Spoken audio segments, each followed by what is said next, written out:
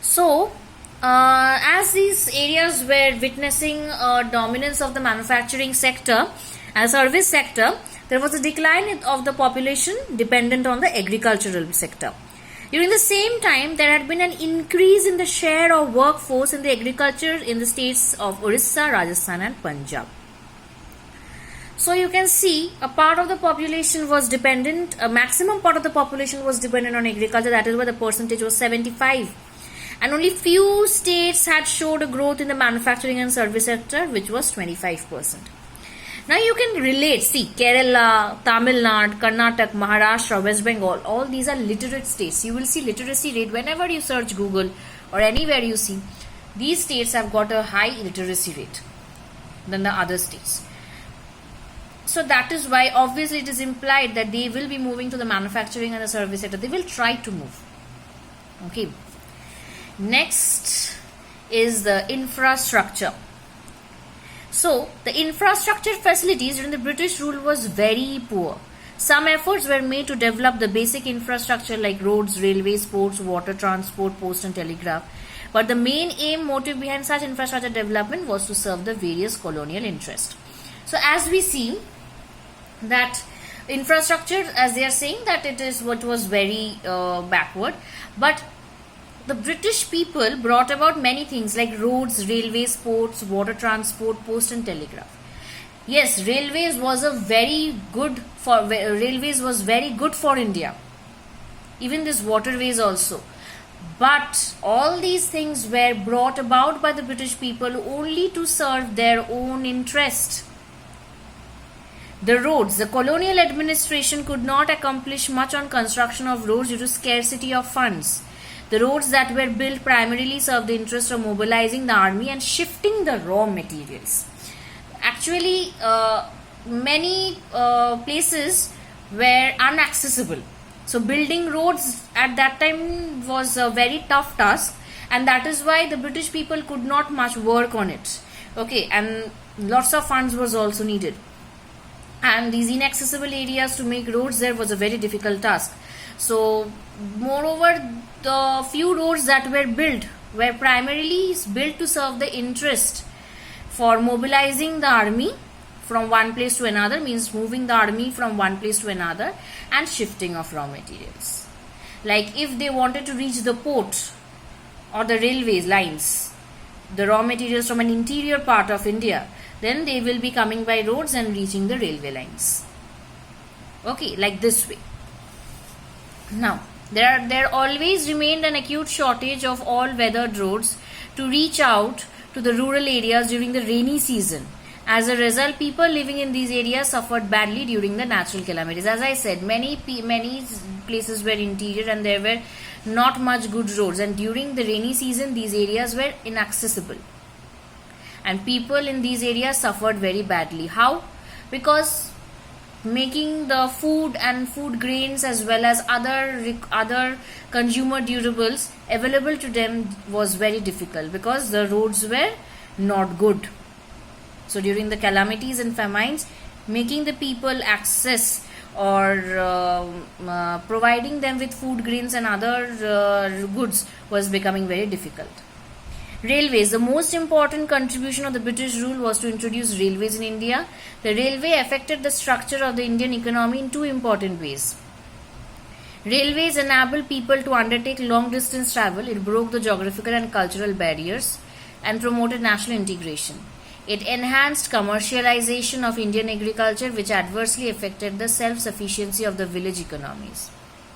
It also promoted foreign trade, but it benefited the Britishers more than the Indians. The construction of railways led to huge economic losses to the Indian economy. So, railways affected the structure of the Indian economy in two ways. First, long distance travel became easy. People of different culture, different groups now came together. So, there was national integration. Moreover, commercialization of Indian agriculture was enhanced due to this railways. Because now you can say the output was easily carried from one place to another place. That is, it was easily carried from the source to the market. So, Indian agriculture, which was not possible by roads because the roads were not weathered, it was not good. So remote areas were not accessible. So the remote areas or the rural areas which did the agriculture part, so the grains were easily brought from there to the market. So while commercialization of agriculture, the cash crops was easily carried to the market or to the railway lines or to the ports to be shipped to Britain. This adversely affected obviously commercialization of agriculture adversely affected the self-sufficiency of the villages. As I discussed earlier, that when they were producing food grains, they were able to save a part for them also. Okay, but now as they were producing cash crops, they have to sell it in the market. They cannot keep it with themselves and eat it. Okay, so self-sufficiency declined, and as you saw, the population was increasing. And if you are not producing food crops, from where will you provide food to the people, to the large population of India? So self-sufficiency in food grains, India was suffering a lot due to commercialization of agriculture. Air and water transport, British government took measures for developing water and air transport. However, the development was far from satisfactory. Indian inland waterways proved to be uneconomical, as in the case of the Coast Canal and the Orissa Coast. This canal was built at a huge cost, but it failed to compete with the railways, and finally canal had to be abandoned. So government took measures for development of water and air transport, but the development was not so much. Like the inland waterways on the Orissa coast had to be abandoned because it could not compete with the railways. Communication, post and telegraph were the most popular communication. Introduction of the expensive system of electric telegraph in India served the purpose of maintaining law and order.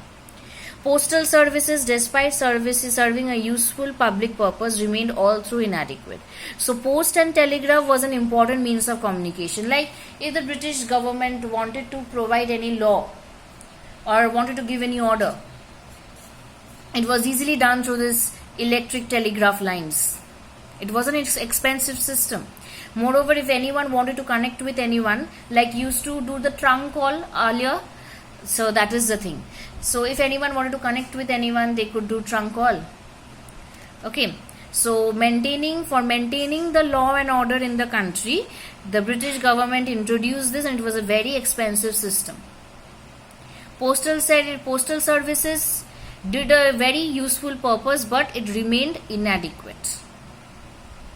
So the telegraph was the most expensive one. It was very much used during those times. Okay, so we discussed occupational structure, demographic condition. Every 10 years it is conducted census. First was in 1881. Okay, demographic divide 1921. Reasons for the demographic structure: high birth rate, extremely low literacy rate, poor health facilities, high infant mortality rate, low life expectancy, widespread poverty. Occupational structure and the infrastructure. Next day we will be moving to the reasons for infrastructure development. Thank you.